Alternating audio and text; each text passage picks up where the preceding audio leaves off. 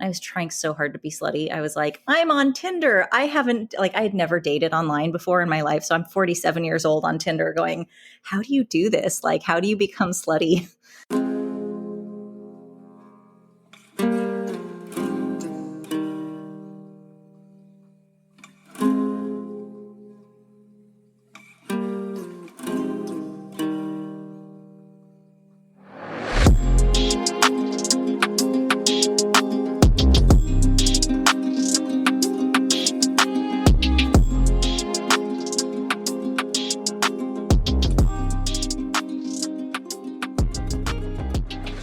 Hello, my darlings. Hello, this is Micah Riot, and you are listening to another episode of what I hope is quickly becoming your favorite podcast, Ink Medicine. Today, I am really excited to present this episode. It's actually part one of a two-parter because we ended up talking for so long. And if you know this person, you're already excited. You're already delighted. And if you don't know, well, you should, because James-Olivia Hillman is really one of the most interesting humans I've ever met. I came upon their work on Instagram some years ago. It's been a few years, and I looked at it and I wanted it. I wanted to be in containers with them. And at the time, I did not feel like I could afford the pleasure. And some years later, namely the summer, I saw them come around again, my feed, and looked at their website again, and again was like, this human is, I'm fascinated. I'm interested in who this human is. What is being in a container with them like? I really wanted to experience it. And I looked closer, and lo and behold, there was a program that would fit into my life and my budget. So I signed up. I actually did 2 programs with them. First, I did a two-week part series on jealousy, which was fascinating. And then this last few months and on for the next 6 months, I'll be in their container called Regard.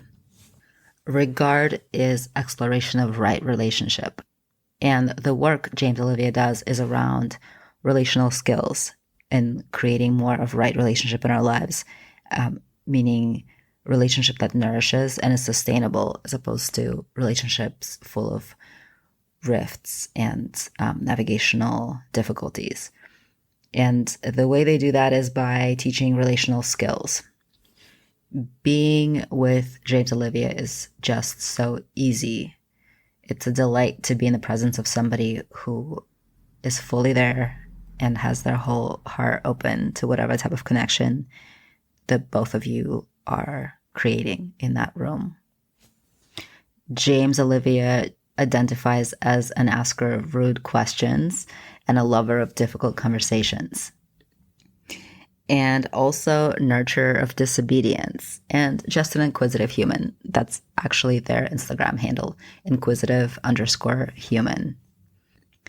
I have learned a lot from being around James-Olivia and their containers, but more importantly, I feel like I've added another gem to my collection of amazing, sparkly, fascinating, beautiful, lovely humans, which is really the work of my life, is to collect as many of those people into my life as I can. In this conversation, I got one of my spiritual mentors to talk about their gender, their sexuality, dating. We talked about so many things, and I vowed to myself I would ask them questions that I'm interested in knowing answers to, as opposed to questions about their work. If you want to know more about their work, you go online and you find that information. It's amazing, and there's a lot of information out there about that. But I just really wanted to know more about who they were as a human. Fantastic. Oh, you're recording already, aren't you? Yeah, because you know what happens is I start chatting and then I'm like, but you're saying some good shit and I'm losing it. So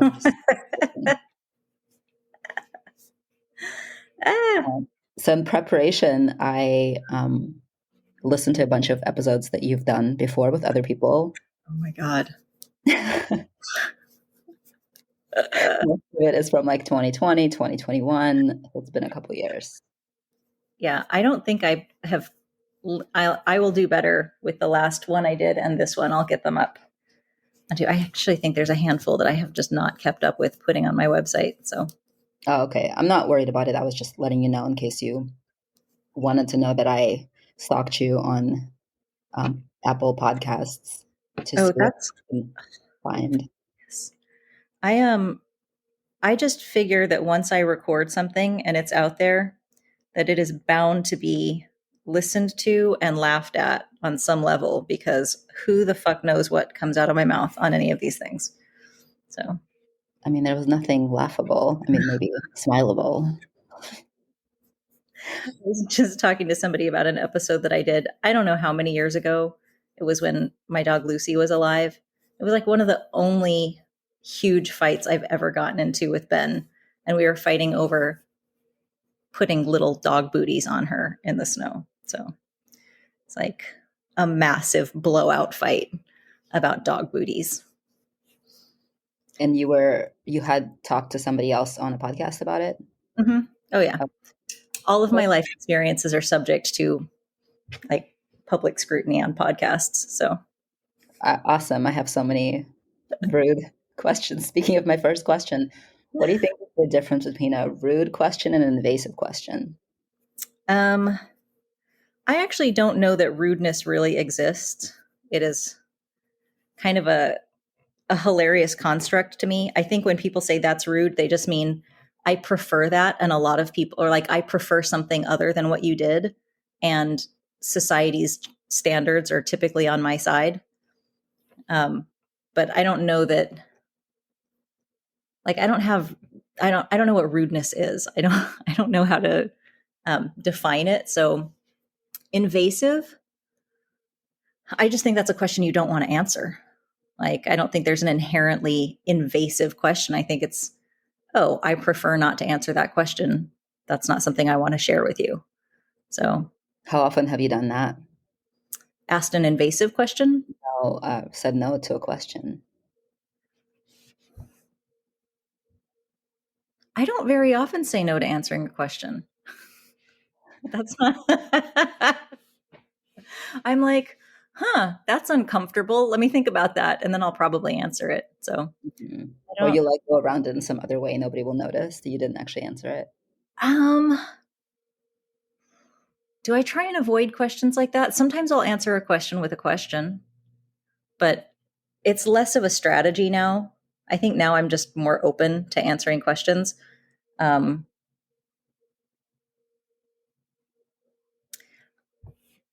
there are very few people that once I start talking to them, I'm like, ooh, I don't want to be known by you. Hmm. Like it doesn't threaten me to be known by people. Um, but I think if somebody's asking questions and it doesn't feel like they're curious, it feels more like I'm couching my judgment as a question and I'm going to present you with my judgment. And I don't want to be perceived as judgmental. So I'm going to put a question mark at the end of it. I will normally probably just be like, wow, that sounds like a judgment framed as a question. Is that what's going on here? Like, Okay. so. What is your relationship with privacy? So the reason why I'm curious about that, I'll tell you, Okay. is because I mean something that Maestra says, right? Our common friend, Hmm. Shante, would say that when you find something you really like online, right? What do? Hmm. You binge it. Yeah. And so, in the way of finding someone you really like online who is positioned as a teacher, a mentor of sorts, right? Uh, People binge your content, and then Hmm. when they have access to you, they probably, I assume, some people want to binge you, like know everything they can about you. And I imagine that can get invasive because you have so many people wanting a piece of you. Um, so I don't, this is going to sound, actually, I don't know how it's going to sound. I'm not going to make that up. Um, I think a lot of people who binge my content and then have access to me don't necessarily want to know. I'm not going to say people don't want to know about me, but I think that I have something that people find useful and they want to know about them. Like, Mm. um, I think I tell enough personal story in my teaching that if people want to know about me, they get a lot of me in conversation or in my teaching, because I'm talking about myself a lot. I use myself as an example. Um, like I talk about relational fuckery a lot, and I have a lot of it. So I don't, I'm not like, oh, I'm up here on this mountaintop and let me tell you about what other people do. I'm like, here, let me tell you about this stupid shit I just did. And like, this is how relational fuckery shows up for me in my personal life as I, wade through the muck and try and cultivate right relationship myself. Um, but I don't find people typically, it doesn't feel invasive for me. I've actually only had, I think, one or two people who have, it has felt creepy, but it's more like a non-consensual kind of like, wow, we are not vibing at all on the same level. It's not like, hey, I want to get to know you. I think one person was like, before we talk, I just want to ground into our bodies, and I just want to know how you feel in your body right now. And I was like, I don't know you well enough to talk about how I feel in my body right now. Like, that's not for you. So it's not a matter of privacy so much as like, we're not with each other, and I don't want to have that kind of intimacy with somebody who's not actually present to where I am. Mm. So Fair. Yeah. Beautiful. How are you today?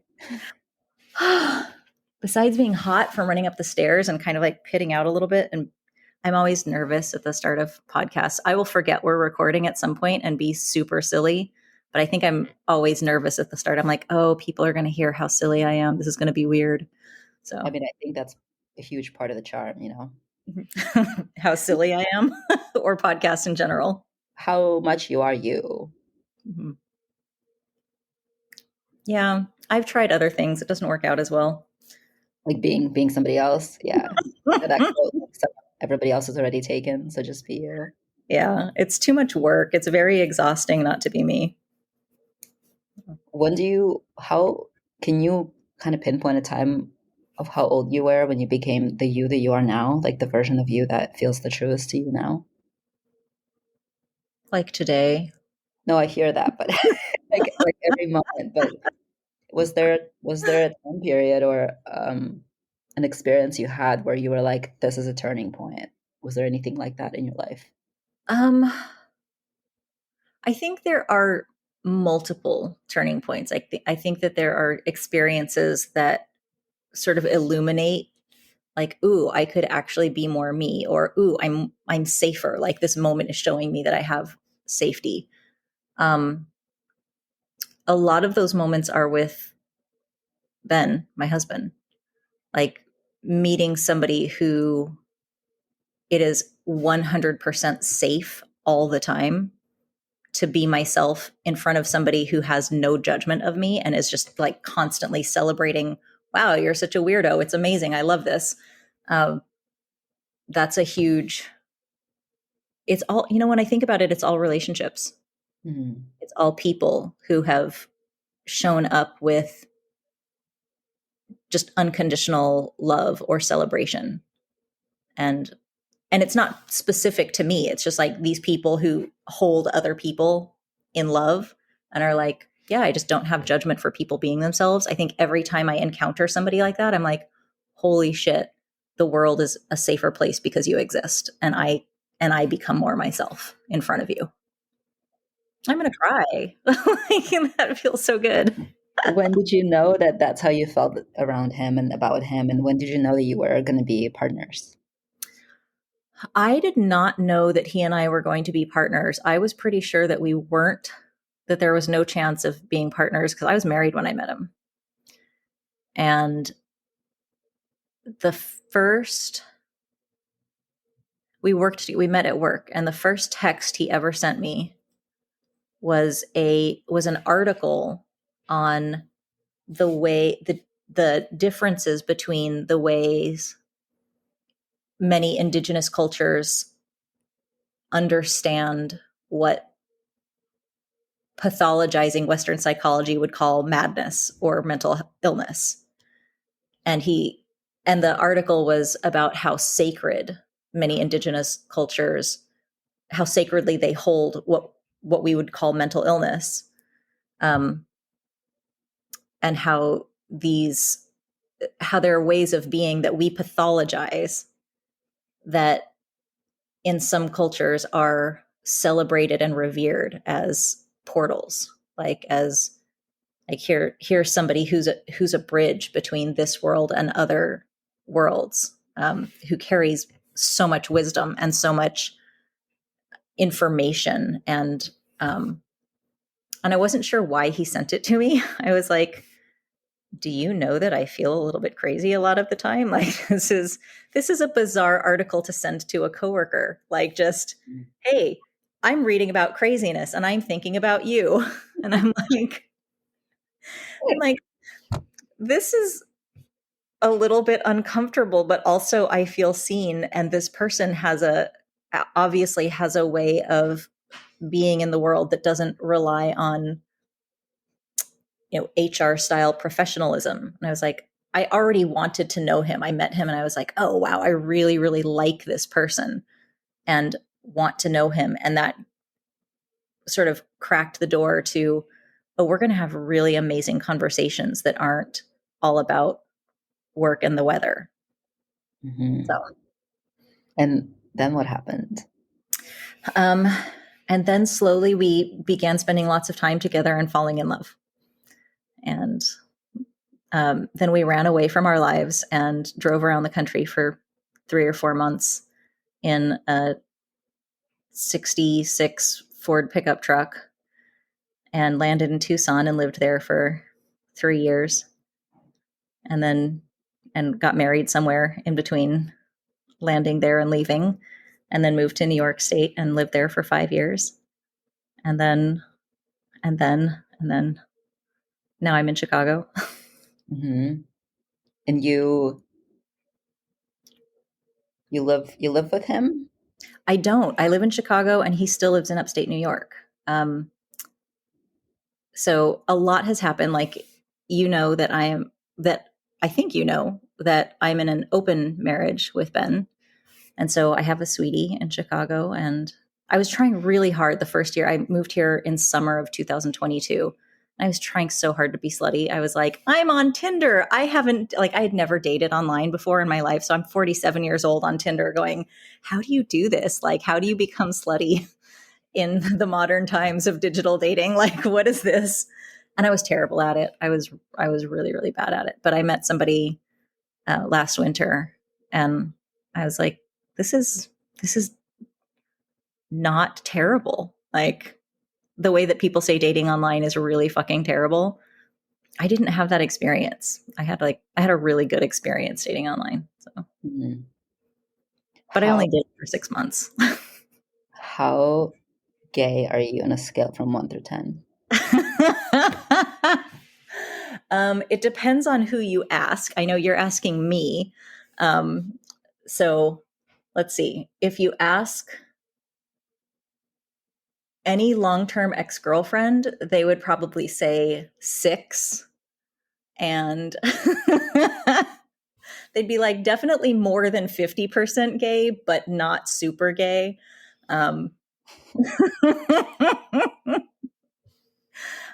have a weird sort of emerging tendency that I'm only finding out now over time, that when I'm with men, they tend to come out as like queer, trans, whatever. And so I'm like, anybody that I'm with, I'm like, clock's ticking. You're queerifying the world one at a time. So how gay am I on a scale of 1 to 10? Oh, I don't think I'm qualified to answer that because I'm not embedded in I don't feel like I'm embedded in any particular culture. And I feel like you'd have to ask the people who live in a particular culture, like, does this person fit in with your culture? So, I mean, how gay are you on a scale of 1 to 10? And then could you answer that from like a perspective of authority? I mean, on myself, Yeah. in that like with the knowledge of history that I've had and such. Huh. Um, and that's, the word gay is so like ta-da, it's like the flag and the, like you said, the culture. And I really identify as queer, but I think, and that will be my next question for you, is when you identify as a non-binary person, you're automatically queer, I think. Like, I mean, I Mhm. guess you could be asexual, aromantic, and then that would not necessarily be a part of it. But if you are romantic and sexual, which I am, then if you're non-binary, like you can't be straight or gay. You're neither man or woman, right? And then my history is that I've dated mostly trans folks and non-binary folks for most of my life. And then my current partner is femme and cis identified, cis woman identified. So, she'll be like, but I enjoy calling you my girlfriend. Like, is that okay? Like, yeah, that's totally fine. Like for her, I could be her girlfriend. I Mhm. would be her like butch girlfriend. I'll be her butch daddy. But for me as myself, like I'm neither and I'm both. And I like so many different kinds of people. I'm just queer. But if Yeah. you had to, if I had to answer that question, I'd be like 12 out of 10. Okay, I'm glad to hear that because I was like, if I only answer for myself, I was like probably an 11 because it doesn't I don't care about the labels. Like there's no identity that I'm so attached to that I'm like, oh, I couldn't love that person because they don't have this identity and I have this identity. And like, I labels and identities don't particularly interest me. Like, yeah, almost not at all. And I got that from you, but I also was like, there's a lot of people who don't identify with a lot of labels, but they're still more attached to certain body parts, in their lover. Mhm. And like, I guess it was a way Oh, of asking you that question without being. oh, body parts. Okay, that's a different thing. um, like, yeah, I'm trying to think, does the perfect gender for me exist? And it would be totally sci-fi. Like there's I don't know if there's an existing person with a gender that I've encountered that I'm like, yes, that's the one. That's the gender for me. Um, the body parts bit, I like dick. I mean, I think dick is fun. But I don't know if that's conditioning in terms of I know what to do with it.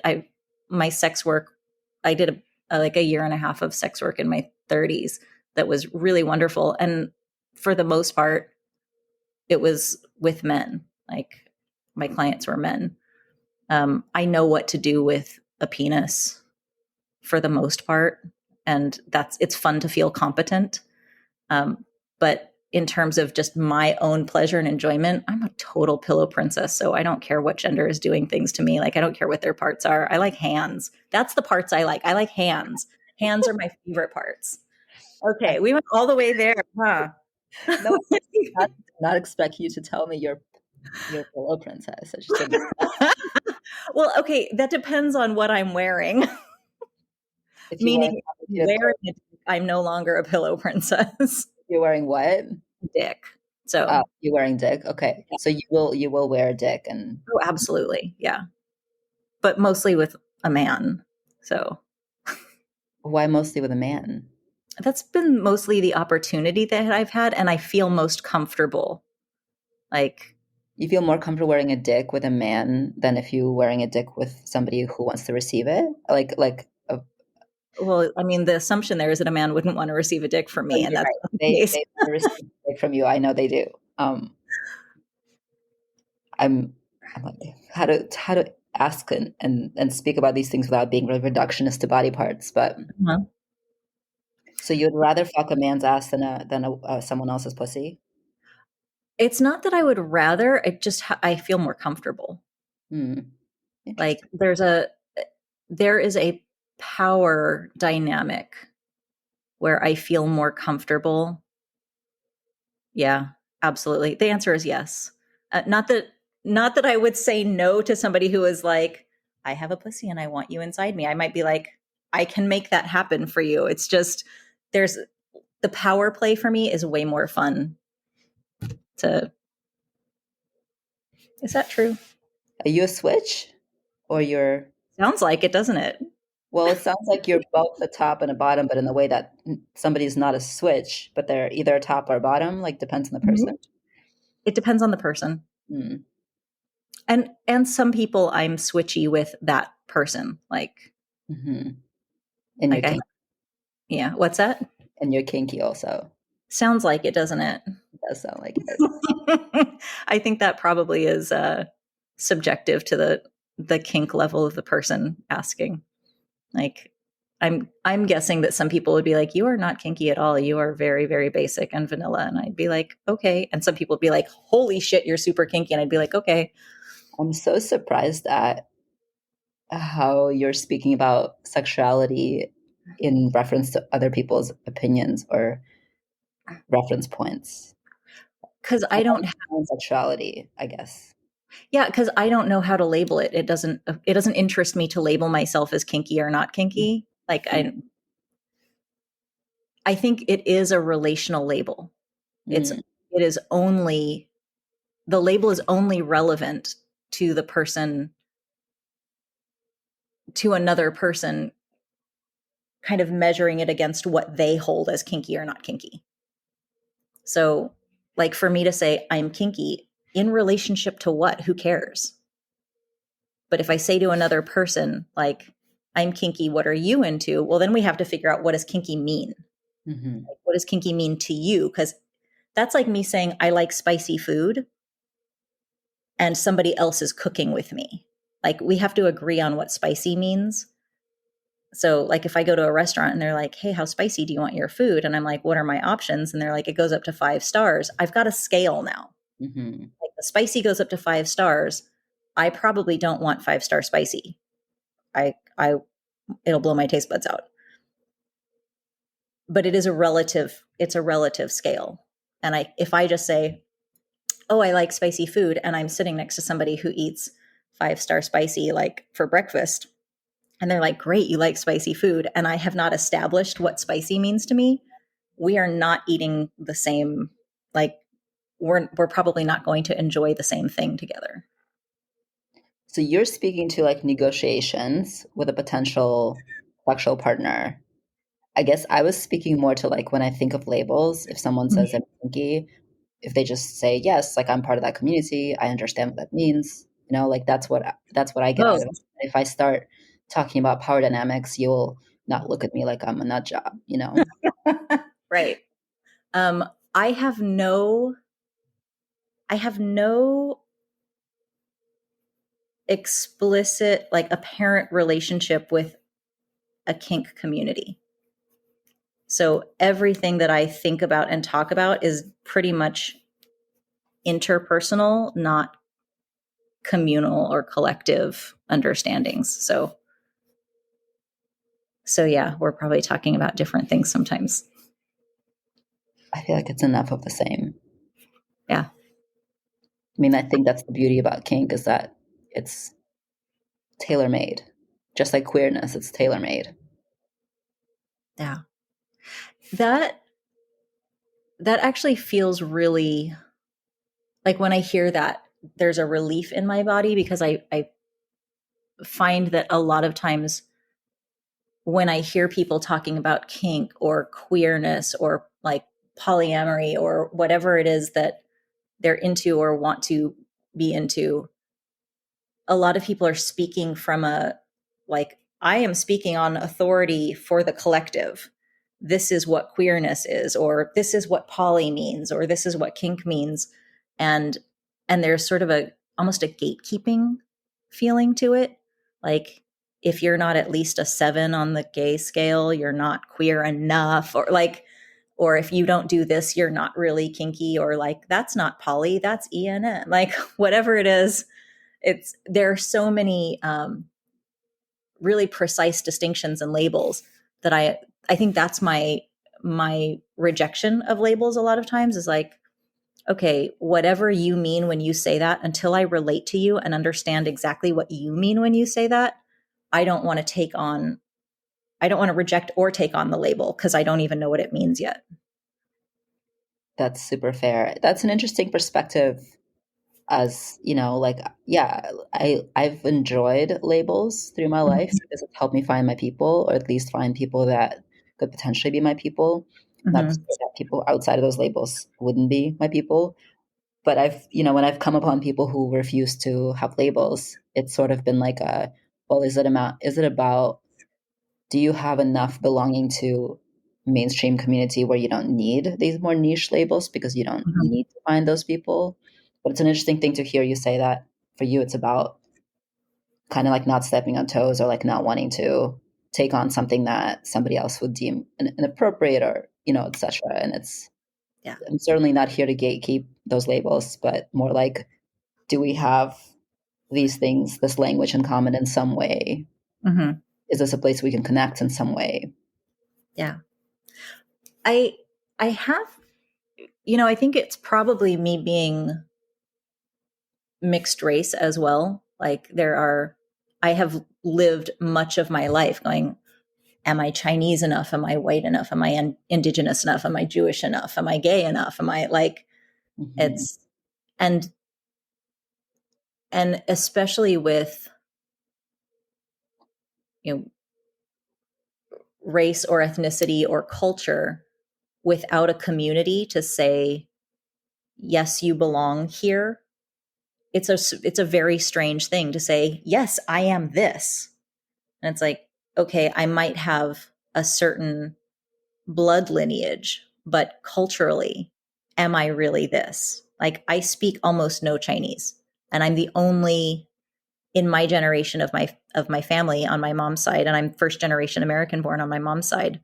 I'm the only cousin that was raised only English speaking. And so if I were to ask anybody in my family, like, am I Chinese? You might get multiple answers from different people in my family.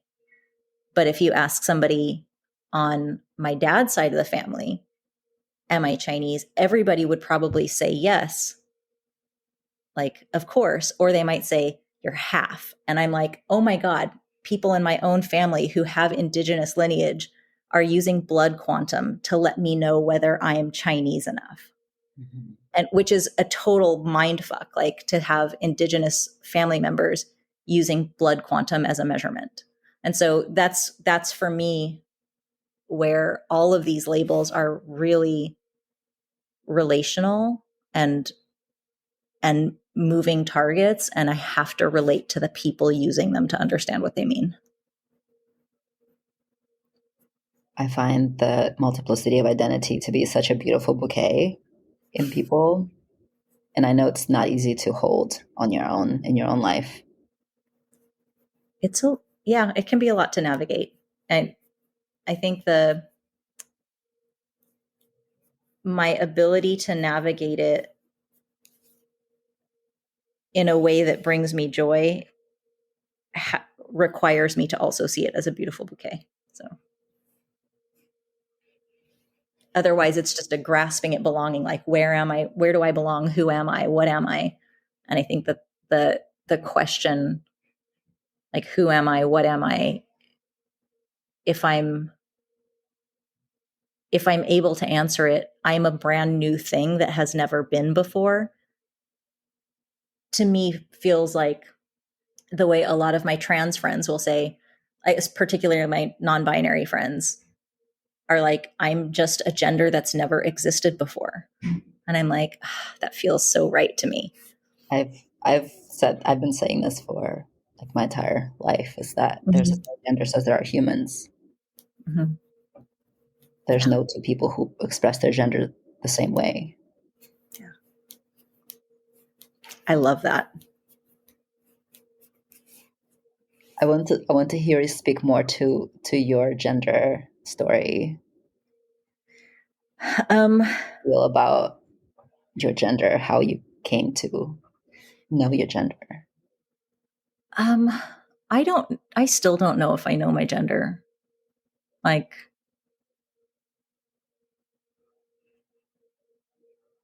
I think because I'm femme presenting and femme conforming enough to like just move through life, um, I'm going to say mostly un unmolested by people's uh, questions about gender, and it's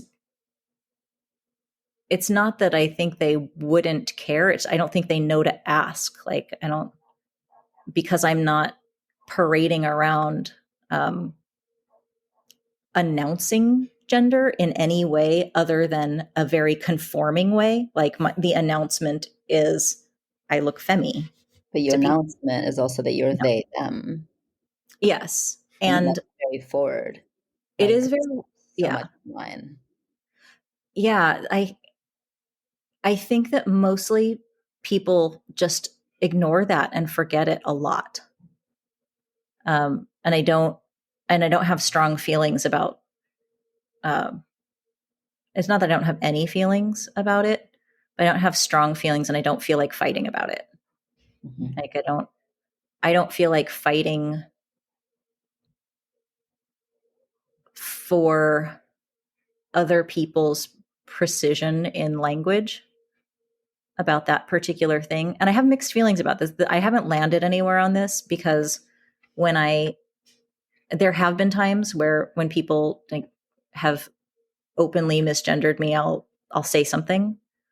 And normally it'll be like, hey, I like in private, I will often say to people, um, there's I want to know you. I want to like, be in right relationship with you. And I'm holding on to this thing um, that is getting in the way of that for me. And that's when you misgender me or misracialize me or whatever it is, where I feel like, I am unseen by you, which is really none of my business. It it puts a wall between me and you. I put up a wall where I don't want to know you as much as I would want to know you otherwise. It feels retaliatory, and that's on me. I don't like that about myself.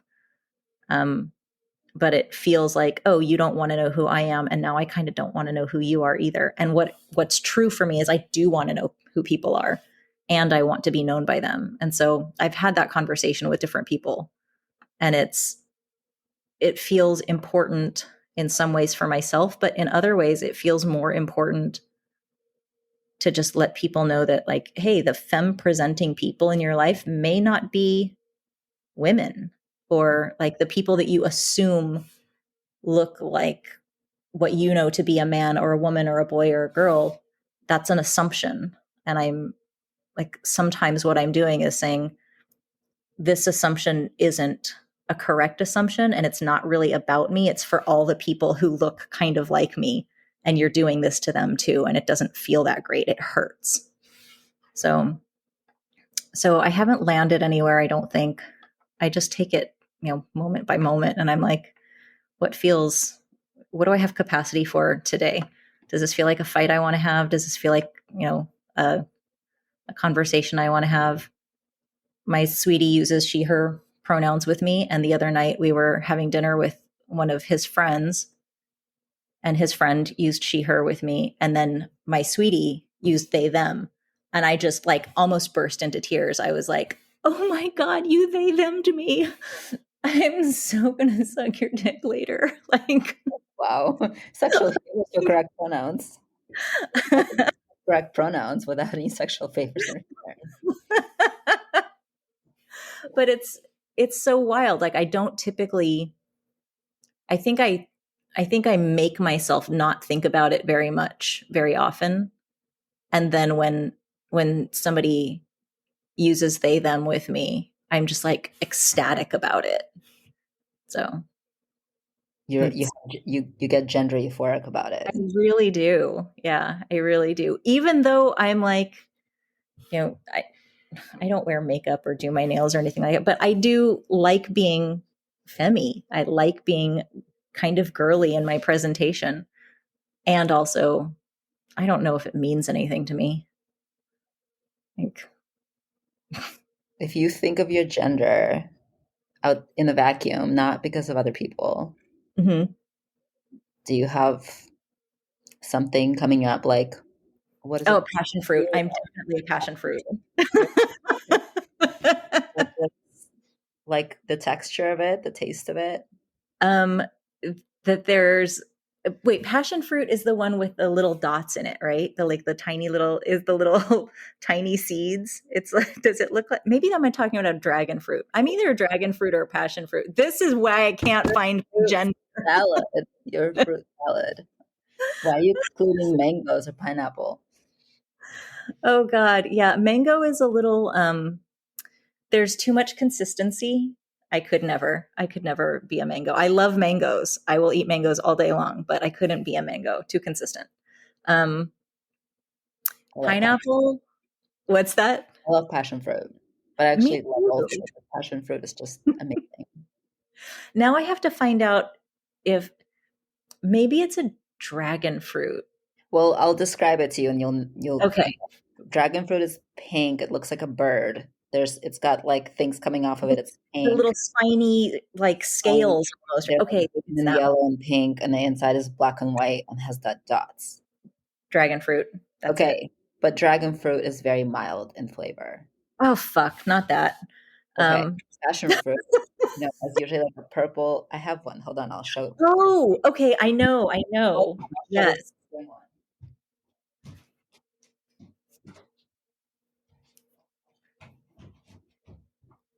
It has these gorgeous flowers. It's like they look like creatures, also like purple, white, kind of stripy flowers. This is the fruit right Okay. here. Oh, it looks almost pruny. That's or Kind like yeah, a it does. It looks pretty when it's ready to eat, and inside is like yellow and purple, and they're kind of sour. I feel like your gender is more passion fruit than dragon fruit. yeah, I hate to say it. It's true. Dang it. That's the thing. I want to be all pretty like like a dragon fruit, but really it's Well, the your substance. gender has never existed before, so maybe it's passion fruit inside and a dragon fruit outside.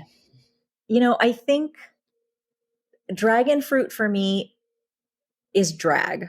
Like when I do myself up, when I get ready to go out and be seen and like one of that's my dragon fruit days. But I think, yeah, passion fruit, it looks unassuming, but it packs a punch. And I think that that might be more accurate. Okay, same question. My Um, gender. your gender and your fruit. Your gender as a fruit. Oh wait, no. Maybe your gender's not a fruit. I don't want to be that limiting. Sorry, your gender and just whatever it is. It may or may not be a fruit. It can be a fruit. I mean, gender has many sides to it. You know those heirloom tomatoes that are like green and red and they're like stripy, and then you put like flaky sea salt on them? Yes. That's my gender. Okay, so you have to be left alone until you're ripe. Like if you get picked too soon, it's not as full of an experience. You definitely got to pick me at the right time. Yeah. Okay. Also, okay, there's a thing about tomato plants. I have a thing about tomato plants. I love them very much. Um, if they don't experience any adversity, like if they're just like a hothouse tomato, um, won't won't flower and fruit as much if it doesn't experience some sort of like you kind of gotta like shake it up a little bit or like they need some adversity they need something to indicate like it's not always peachy and safe and then they start to flower and produce a lot more fruit. Is that true of you? Fuck yeah. Isn't it true of most humans? I think so. I think maybe so. Do I want that to be true of me? Well, I mean, how could it not possibly be true of you or really any human? I feel like, and this, I know it's a generalization, but there's a reason why I find people with some experience of difference, trauma, etc., like more interesting, right? Like there's more fruit because you have to get through something, right? If you have had to deal with, I don't know, all kinds of shit.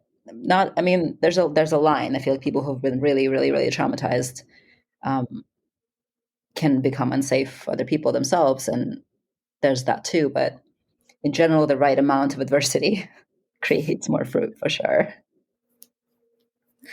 Yeah. Okay. Have we taken the fruit metaphor as far as we can go, or are we going to stay here for a while? We can go on. I mean, I know that I am the one interviewing you, but as many other people have said on different podcasts that I've listened to with you on them, it's a conversation. So you can also, you can present a topic if you like, or Okay, cool. yeah. I don't have a topic. I had no idea where we were going to go. I really am delighted and a little bit terrified of our conversation so far. So I'm following you. What I'm gonna do is, I'm not releasing it like tomorrow. I'm gonna give you a few days to think about if you want this entire conversation on the air. So I will. Um, I currently have a yes, and I don't really want to second guess it, but I really appreciate that. That feels like a beautiful, like, hey, you said a bunch of really personal shit. You sure you want to share this with the world? I appreciate that a lot. Yeah, of course. Yeah, absolutely. So It's the least I can do. You know. I'm trying not to say really anything ever that I'm not okay having published on the internet. You know, Like, I think the future of the internet and our society and community as humans is that everybody will have something out on the internet. You know, I've done mhm, porn, it's on the internet. You know, when I started, really? oh yeah, Is you know, it good? Are you proud of it?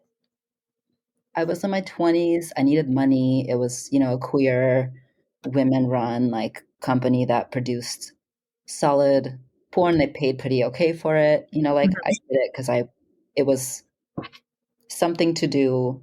I needed the money. I Uh-huh. didn't feel traumatized by it. It was a good company to support. You know, and I use the same name. I don't think you can actually find it anymore because it's so buried down deep, but Uh-huh. this was plus 15 plus years ago. But when I began to tattoo, I kept my name. Like the name I've been, no, this is not my legal name, Mike Orion. Mhm. It's the name I've been going by since I was about 20, and I'm now almost 40. So it's been a minute. And so I used the same name. And so I had these younger folks come to me to get tattooed and be like, I Googled you. And I'd be like, cool. What'd you find? There's like old poetry from when I was in high school. There's old journals, like Life Journal. You know, Mhm. there's porn. There's my tattoos. The internet's a deep well, and I feel like Yeah. from my generation on, most people will have shit like that online. Yeah. I hope that makes us more forgiving of ourselves and each other because it really puts on display like this is where I was at the time. This may or may not have been a mistake at the time. Or maybe it was a mistake at the time and now I recognize that it was part of my learning journey. Or like that we can just that we live and don't get too wrapped up in this is that moment when I did something that I wouldn't do now. It's like, of course, I wouldn't do that right this minute because now I'm almost 50 and I wouldn't do the things that I was doing when I was 15. But I mean, maybe I should. Um, but that we can recognize it's a little counterintuitive or maybe paradoxical to look at moments in time in the past and go and to use the documentation as just that, like this is a documentation of a moment in the past and it doesn't define who I am right now, which is not to say that doing porn was a mistake. I'm not trying to make that parallel because Yeah, I know that. I didn't Okay. see it that way, but in the Okay. way, you know, like politicians will use sexual scandals against each other, right? And Huh. there'll be somebody recording themselves doing something, and now it's online, and now this person's using it against them, and so they get more votes or less votes or whatever. And when time comes when everybody has that shit online, when everybody has had naked pictures and sexual chat rooms and etc., Mhm. everybody has that, then nobody will be able to use it against anybody else. And I think it will make us more forgiving as a culture. I wish I could find all the naked pictures I've done when I was younger because I looked so good. I'm like, I would love to show off those pictures. They're all buried somewhere. I don't know where they are. You don't have them yourself? I don't have a lot of the pictures that I've ever posed for. Like if I do, they're buried in, old computers or like I have no idea where most of that stuff is. And I now as I start aging and entering my kind of crone years, I'm like, that stuff is fantastic. I'm not ashamed of it at all. It's beautiful and I was fucking beautiful and I would like to see that again. I have a book of photographs, like a professional book of photographs, one of which is from an ex partner of mine. And she's like 27 in that, and she's Mhm. perfect, like so gorgeous. And Mhm. if I showed it to somebody else, they'd be like, oh my God, this person is just so stunning. And I dated her when she was in her mid 40s. I was Mhm. in my 20s, she was in her mid 40s. It's one of my first like serious relationships. And she's so much hotter. She was so much hotter in her mid 40s, to Mhm. me than she was at her, at 27. It was like, yeah, you're beautiful. But like, just, I don't know. For me personally, I think Yeah.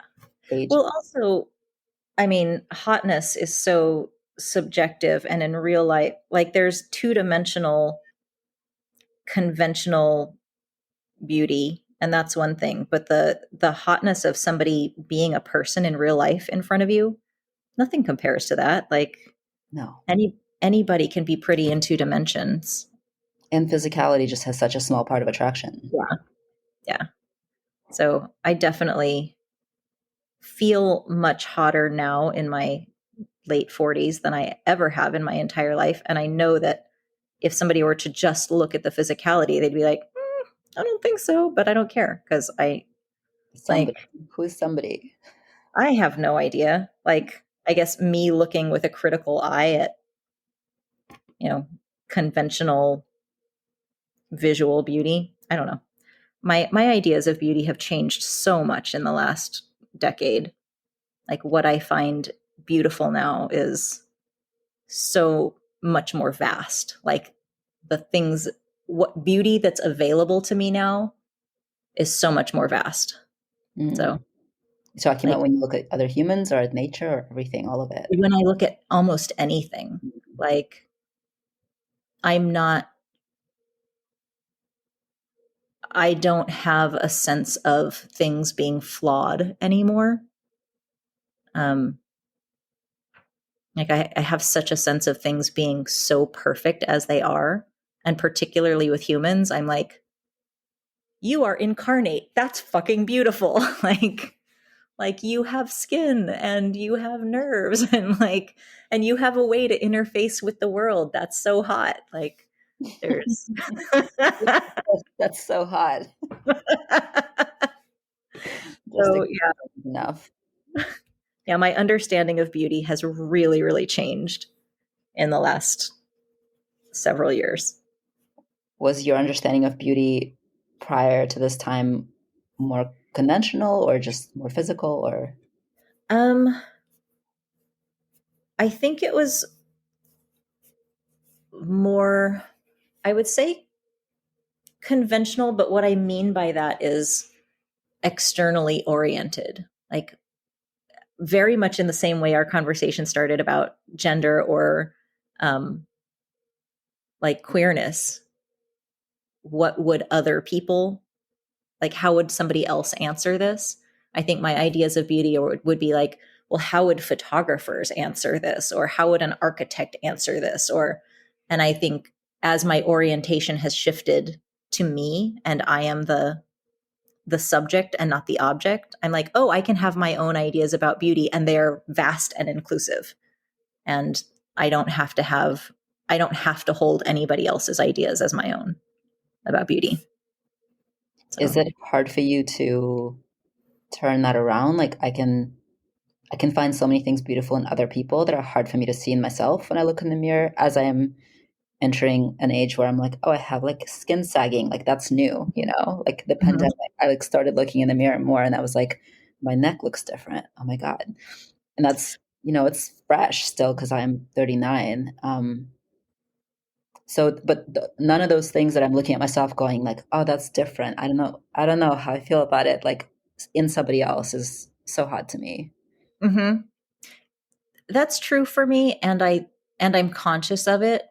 And I think because I was raised by both of my grandmothers at a young age, like until I was, going to school, and I spent so much time with them even after I had started school.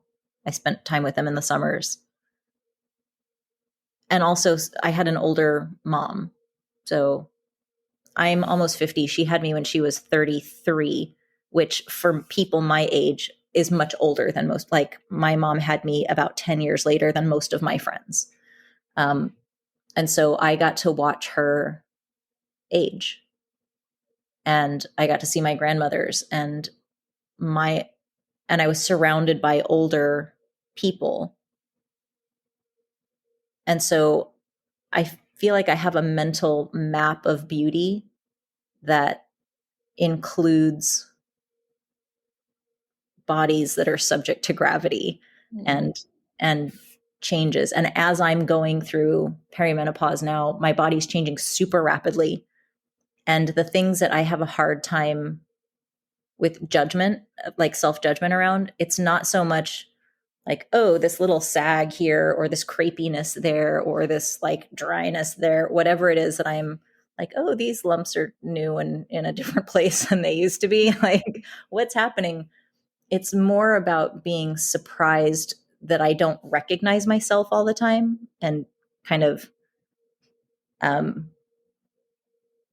feeling like, am I in my own shell? Like, it feels almost like a second puberty. I very often feel for the the growing up process of children because their bodies are different all the time. Like every couple weeks they're in a different body than the one that they had even, 14 days ago, a month ago.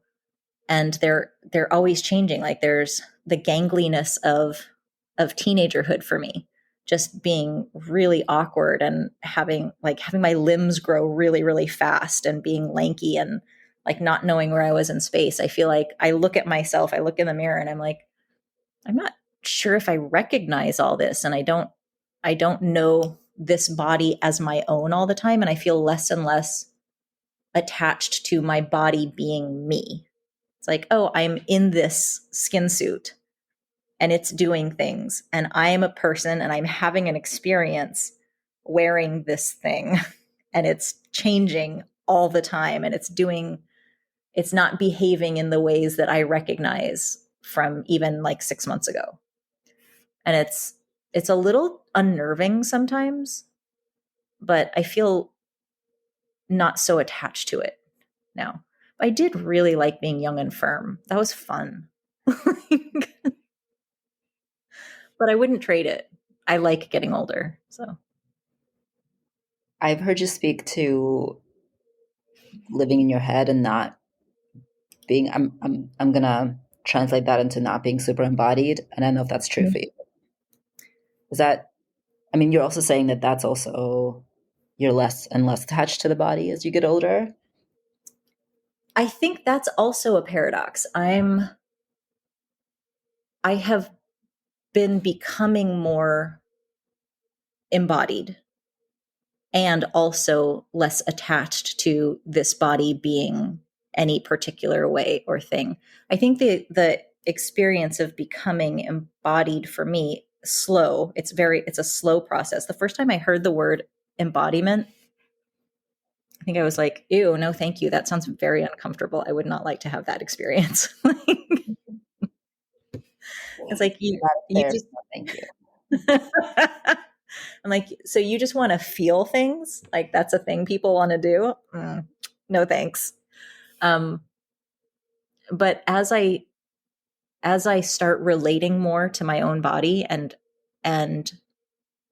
consciously on purpose having the experiences of having a body, like, okay, yes, I can feel my feet. Yes, I can feel the chair under my butt. Like, yes, I can feel my own pangs of hunger, or like there's a little bit of spit on the corner of my mouth because I can't stop talking right now. Like there's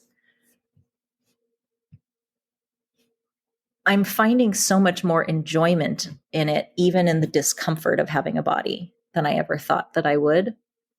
And I'm finding less and less attachment to having it.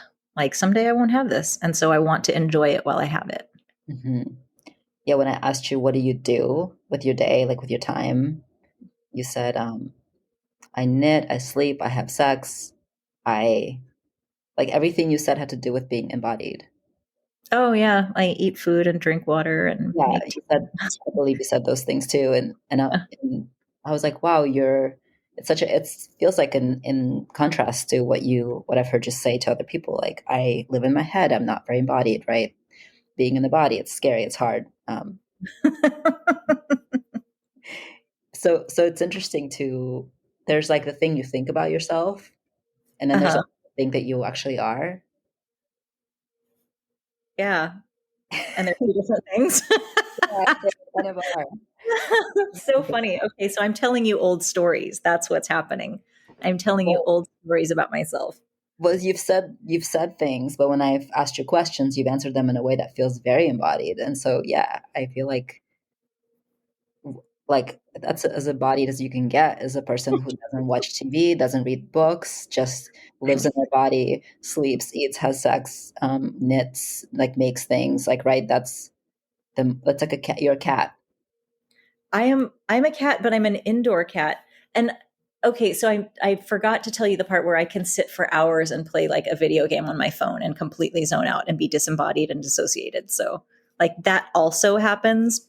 And I'm sitting here talking to you, knitting, having like fully experiencing temperature changes and hearing the sounds that are happening around me and like looking at my plants and thinking, did I give you enough water? Okay. Like, um, so yeah, I think both things are true. And I probably hold on to this old story about myself that I'm almost exclusively cerebral, and I'm not actually exclusively cerebral. You're welcome for the reflection. Thank you. This concludes part one of this absolutely delightful interview. I certainly hope you're just as delighted by this conversation as I was recording it. Find James-Olivia Chu Hillman on Instagram at inquisitive_human, and also on their website, which is inquisitivehuman.com. And tune in next week for the second and last part of this conversation. Also, please, please, please subscribe on whichever platform you listen to this podcast on. It really helps. Subscribe, like, review. I would really appreciate it.